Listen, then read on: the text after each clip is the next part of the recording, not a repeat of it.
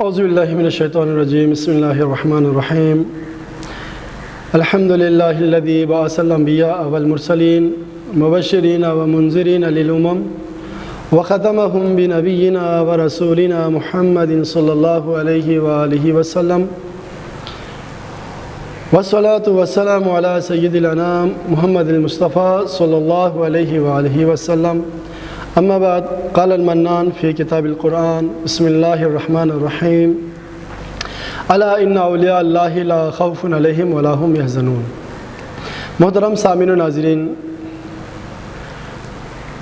حضرت شاہ سید محمد نور بخش نور اللہ مرقدہ علی اللہ مقامہ کے سوانح حیات سے پہلے دور کو انتہائی اختصار کے ساتھ ہم نے بیان کیا تھا۔ اس کے بعد دوسرا جو دور ہے وہ انتہائی شاندار اور بھی ہے اور مصائب و آلام سے بری ہوئی زندگی ہے۔ حضرت غوث المتاخرین شاہ سید محمد نور بخش نور اللہ مرقدہ علی اللہ مقامہ اپنے دور کے ولایت سمائے ولایت کے وہ درخشندہ ستارہ ہیں جو اپنے دعوے کے مطابق، اپنے مریدوں کے مطابق اور اس زمانے کے لوگوں کے مطابق اللہ رب العزت نے جو دسترس، جو روحانی کمالات، جو روحانی مقامات آپ کو عطا فرمایا، شاید زمانے میں کسی کو عطا نہ فرمایا۔ حضرت شاہ سید محمد نور بخش نور اللہ مرقدہ جب حضرت خواجہ اسحاق ختلانی نے آپ کو اپنا مرشد بنایا، مرشد بنانے کے بعد ذمہ داری خانقاہ کی سونپ دی، اس کے بعد معاندین نے، دشمنوں نے مرزا، اس وقت کے جو بادشاہ تھا مرزا شاہ رخ کے کانوں میں یہ بات ڈال دی کہ نور بخش خلافت کا دعویٰ کر رہا ہے اور عنقریب تمہاری سلطنت کو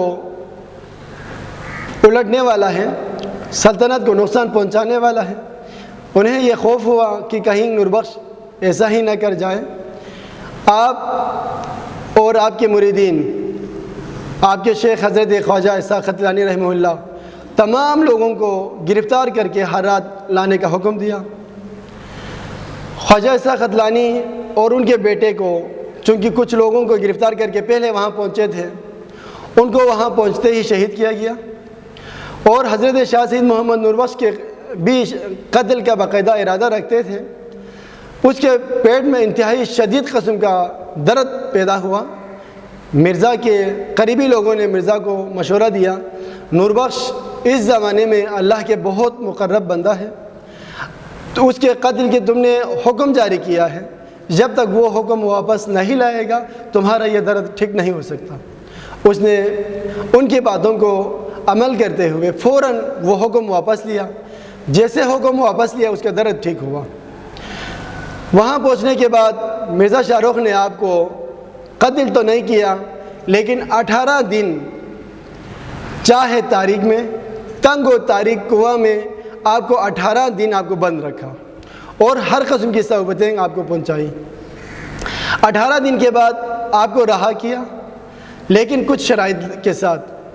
ایک، آپ کالے لباس نہیں پہنیں گے، کالے دستار نہیں پہنیں گے، آپ اپنے ارد گرد لوگوں کو جمع ہونے نہیں دیں گے، آپ اپنے حلقہ ارادت کو آگے زیادہ اضافہ نہیں کریں گے۔ کافی شرائط کے ساتھ آپ کو وہاں سے رہا کیا۔ آپ وہاں سے ہرات سے نکال کر کردستان جب پہنچے، یہ آپ کی روحانی کمالات تھی۔ لوگ آپ کو دیکھ کر کشنگ کشنگ آپ کی طرف بڑھنے لگے، ذوق و شوق کے ساتھ آپ کی طرف لوگ آنے شروع ہو گئے، آپ کے ارادت میں بیٹھنے لگے، آپ کے مریدی اختیار کرنے لگے، اور کردستان میں آپ نے کچھ دیر وہاں پہ قیام فرمایا۔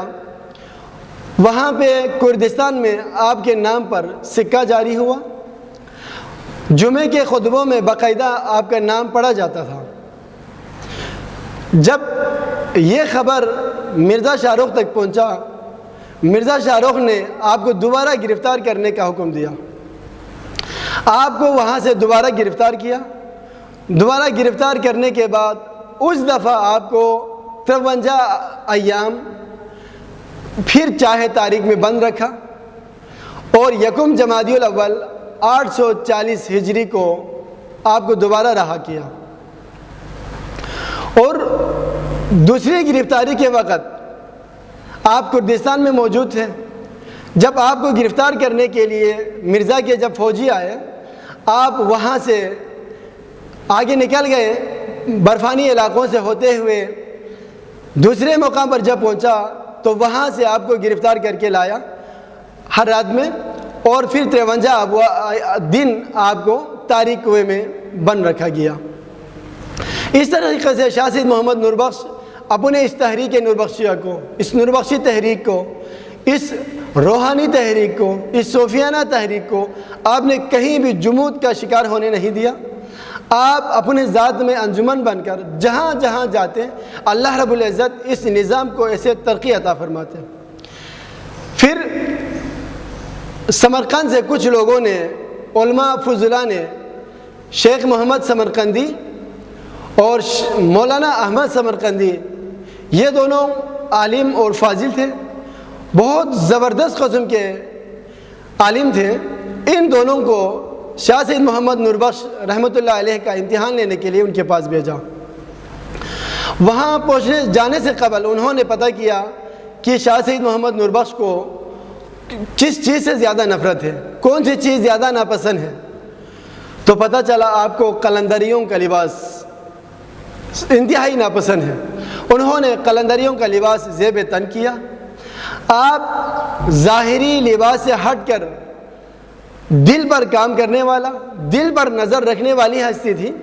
جیسے وہ دونوں آپ کے محفل میں پہنچے، آپ کے مسجد پر پہنچے، آپ نے شیخ محمد سمرقندی کو امامت کی اجازت دی اور اس کے دل پر تصرفات شروع کیے۔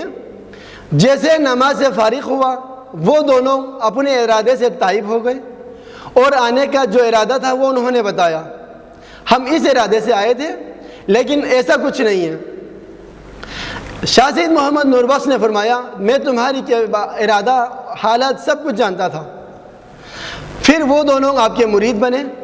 پھر بعد میں دیگر فضلاء نے آپ کو واپس بلایا، ان دونوں کو بہت قسم کی باتیں سنائی، لیکن انہوں نے کہا اب ہم جس جگہ پہ پہنچے ہیں یہاں پہ ٹھیک ہے، ہم یہاں سے چھوڑ کے آنے کو تیار نہیں ہیں۔